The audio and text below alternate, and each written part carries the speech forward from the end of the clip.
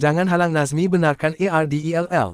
Pergi berjuang. Pur Rahmat. Sebelum kita melangkah jauh, yang belum lagi subscriber, apa kata anda subscriber dan tekan butang loceng untuk notifikasi video selanjutnya? Pendakwah bebas, Pur Rahmat mencetuskan perbincangan hangat dalam kalangan warganet apabila tampil mempertahankan pelakon Nazmi Adhur susulan tindakan isterinya, Ardell Aryana, menyertai misi kemanusiaan global Sumut Flotilla 2.0.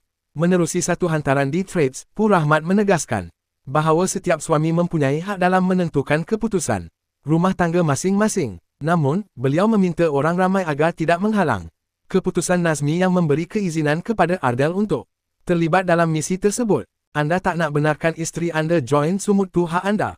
Nak simpan bini dalam rumah dan layan Netflix sampai 100 episod pun silakan. Cuma jangan halang Nazmi benarkan Ardell berjuang. Siapannya, hari ini, jangan halang potensi wanita menjadi hebat di sisi Allah. Ujarnya, kasar ke ayat aku. Alhamdulillah kalau terasa, itu tanda hati masih hidup sebab kalau dah hilang rasa lagi bahaya, tambahnya lagi.